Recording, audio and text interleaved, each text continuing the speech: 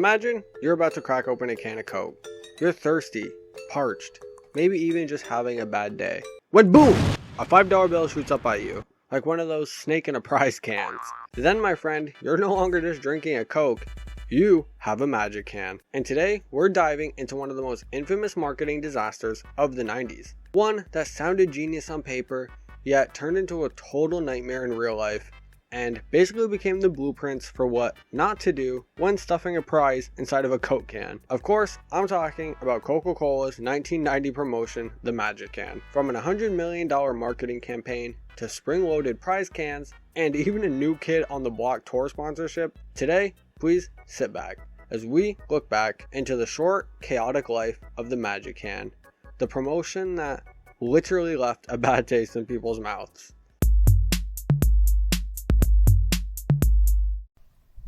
So let's set the scene here. It's early 1990. Coke is in the middle of its eternal war with Pepsi, who just dropped their Cool Cans contest, which was a simple yet fun contest where on the bottom of cans you'd find a number, call a hotline, and have the chance to win cash or prizes. But Coke being Coke, they wanted to go bigger, way bigger. So they cooked up the Magic Summer 90 campaign. With a small tiny budget of $100 million, Coke decided to sponsor New Kids on the Block's then massive tour, even naming it the Magic Summer Tour. Pretty soon, people would see Magic Cups at fast food spots, which were themed cups that had peel-off prizes like stickers and coupons. But the star of the show, MagiCans. The idea was simple. Randomly hide prizes inside regular-looking Coke cans. Not just stickers or codes, but actual cash.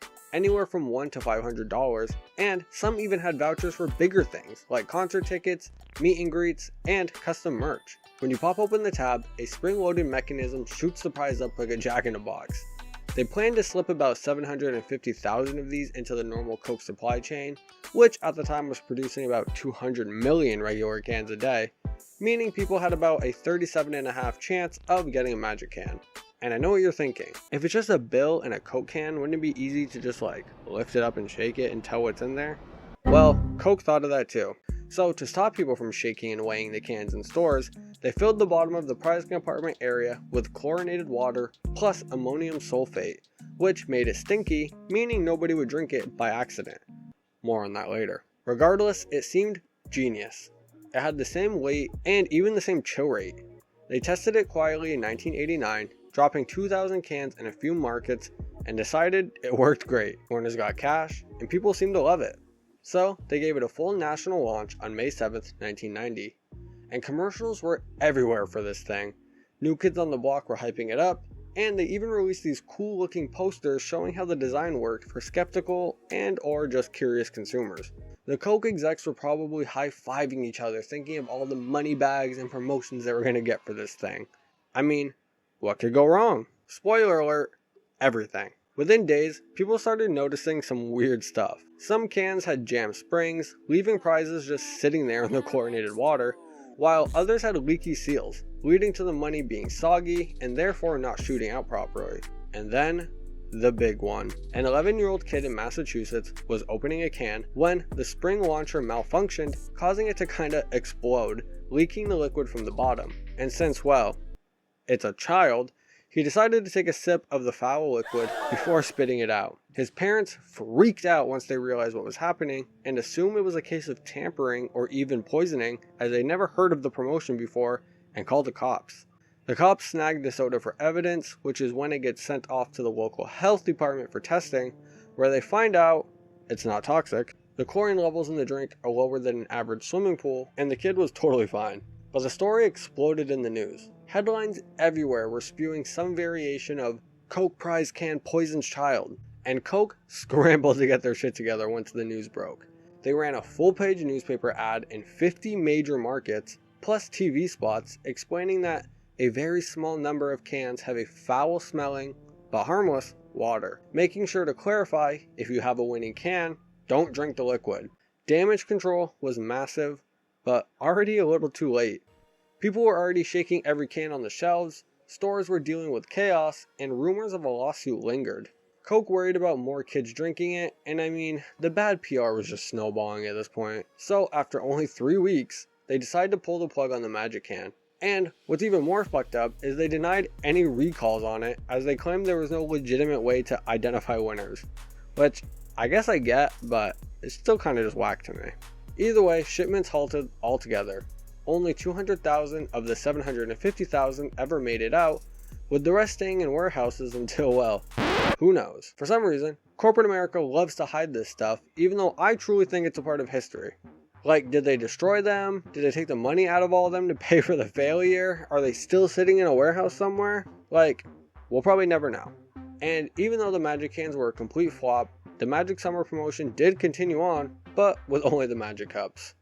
Looking back, MagiCan is a classic case of a good idea on paper, but a bad idea once executed.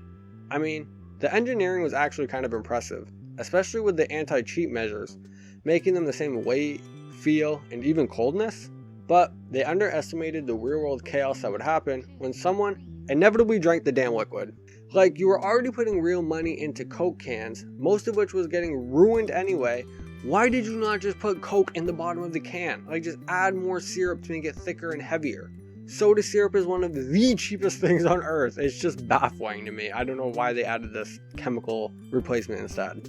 All it took was one sip of the chlorinated water to turn a fun contest into a tampering scare. And Coke learned the hard way that when you mess with the product itself, people get nervous fast. Even within a $100 million campaign, or so they say, it doesn't mean it'll reach everyone in America ever.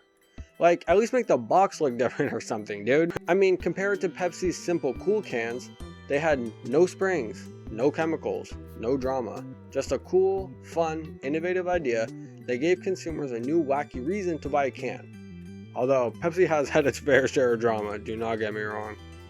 But anyway, the MagiCan controversy didn't kill Coke, obviously, but it became a cautionary tale. Test harder, communicate clearer, and don't bury warnings. Obviously, there were no more prize-filled cans after this. However, Coke did try a similar thing later with their Monsters of the Gridiron 93 promo, but it was way simpler. And maybe something that could even get its own video if you guys want. And while the MagiCan was an epic failure, it is quite obviously a very popular thing with soda collectors, with some people even being lucky enough to find an unopened one. And well, that's about all I got for you guys today. Make sure to let me know what your thoughts are in the comments below. Do you think this sounded cool? Were you around when they came out? Do you think it should make a comeback somehow? Let me know. And while you're down there, make sure to like and subscribe so you can be notified when more cool nostalgic videos like this come out. And remember, anything can be special, it's just how you look at it. Peace, y'all. Just like Lil Jon in that Need for Speed intro. Whoa. Underground rapper, I be tinting my windows. Roll up with the shorty, yeah, you know she a bad hoe. Yeah, we stay trapping, yeah, we stay incognito. Back in 8th grade, I was ripping gelato. Smoking on that herb and then walking for miles. All of these girls